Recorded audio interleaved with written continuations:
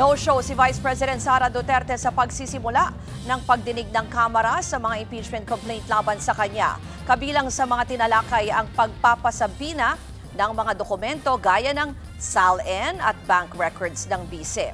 Mula sa Batasang Pambansa, may Express Report. Sa linya po ng telepono si Marian Enriquez. Marian, ano pa ba ang mga napag-usapan dyan sa hearing?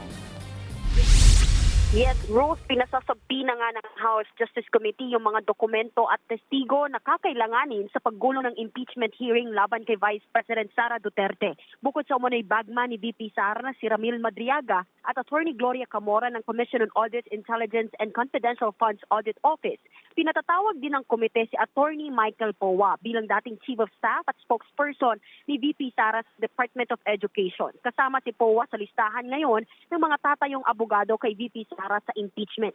Pinasasabi na rin ang mga dokumento sa Philippine Statistics Authority ng mga birth, marriage at death records ng mga pangalang binigyan ng confidential funds base sa mga acknowledgement receipts ng DepEd at OVP. Gayon din yung Statement of Assets, Liabilities and Net Worth o SALN noong nasa public service si VP Sara simula 2007 hanggang 2025.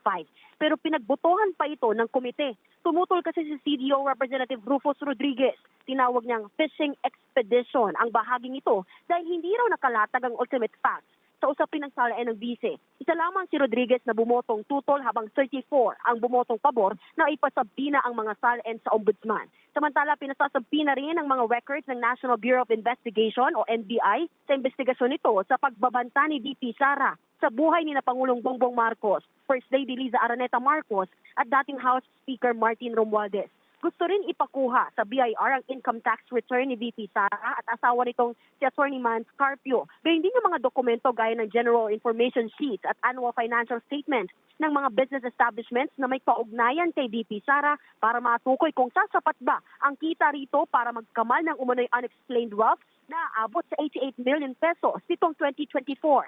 Bago ang lahat ng ito, pinag-usapan din ang sulat ng legal counsel ni VP Sara na Fortune Nervaza and Salazar Law. Giniit kasi ng kampo ng bise na walang jurisdiction ng House Justice Committee na magsagawa ng trial dahil anila palinaw daw sa saligang batas at House rules na Senado lamang ang maaaring magsagawa nito.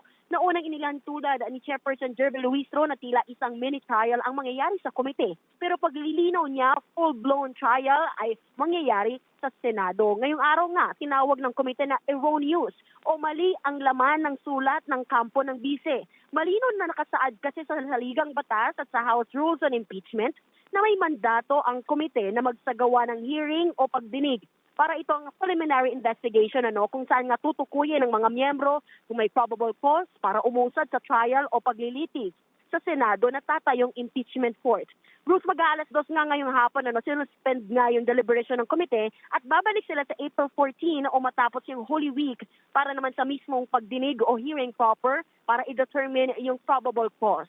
Magpapadala raw muli ang komite ng sulat sa kampo ng VP Sara para imbitahan itong dumalo sa susunod na pagdinig. Yan muna ang latest.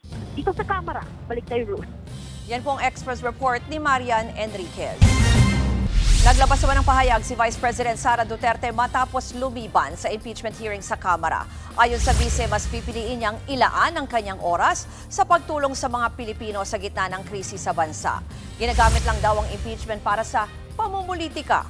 Inuuna pa raw ito kesa sa kapakanan ng milyon-milyong Pilipinong naghihirap. Muling giniit ni VP Sara na dapat nang ibasura ng komite ang mga reklamo dahil malinaw na kulang ang ebidensya laban sa kanya. Mga kapatid, Ruth Cabalco, para sa mabilis na pasada ng mga balitang dapat niyong malaman, mag-follow at mag-subscribe sa social media pages ng News 5.